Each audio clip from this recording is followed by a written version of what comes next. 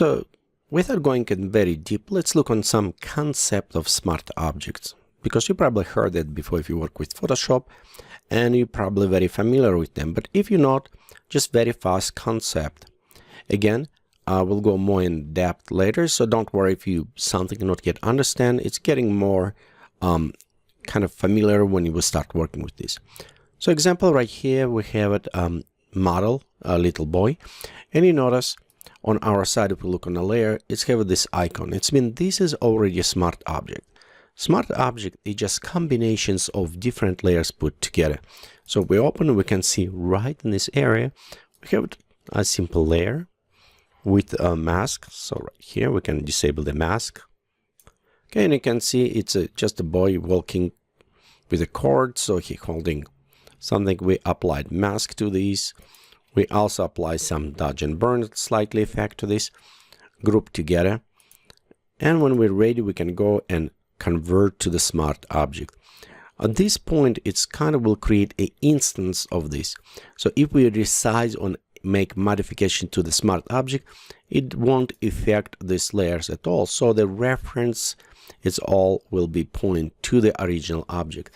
That is very important, because if we're going and at this right now start modifying this smart object, for example, change resolution like resizing, okay, for example, and this was one of the biggest problems with Photoshop. So when you resize, it's look this way. If you have it other object, and let's go, for example, it won't be affected. Okay, as to compare, let's do this way. So we have this object, we'll go duplicated ours, and I'll go in rasterize. So I switch back from the okay, so it's two sizes. They look exactly the same. One is a smart object, and again, you can identify by this icon on the bottom right corner on our layer. And this one is our non-raster. So right here we have it our vector, our smart object, and it's the look both same. So what's going now? We're going to shrink them and make smaller. Okay, we shrink this one, and as well we shrink this one. So I think, and they work very well. So with compositing, you can have it very often. So you create position model and it says, oh, you know what? Does not look good. I want to make it a little bit bigger. So you go back and it says, okay, let's increase size.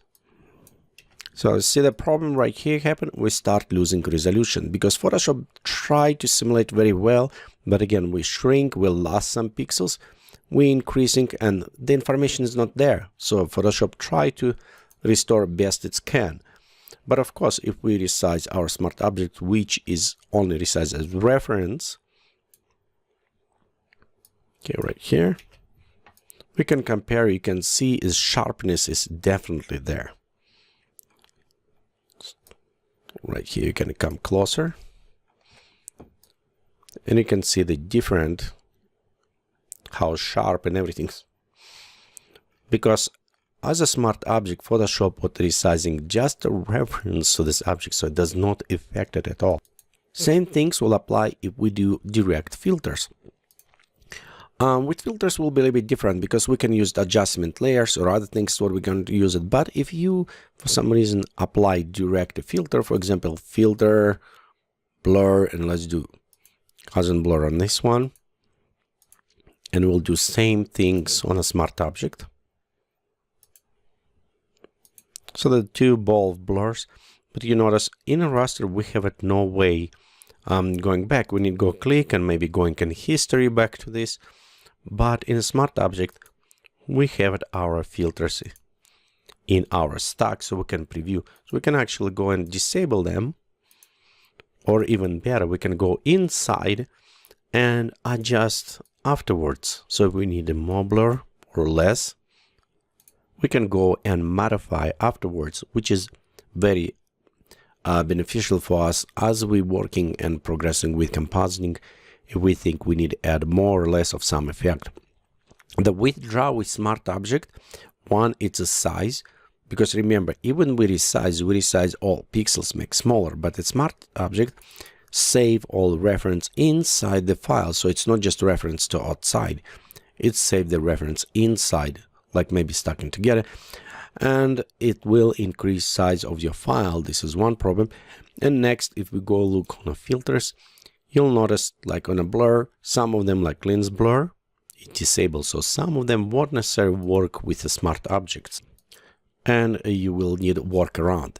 For example, when we want to make like edge anti-aliasing everything, we need to work a little bit more around with a mask on a smart object.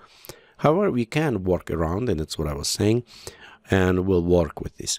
But overall, the simple rule for me, if I think on a model, I will resize it, I always convert to the smart objects. And you'll notice all models that we work in compositing or separate characters, they will be saved as a smart objects. Just in that case, because resizing or position or maybe some other ones, and I want to keep it as sharpest or best resolution as possible in my compositings.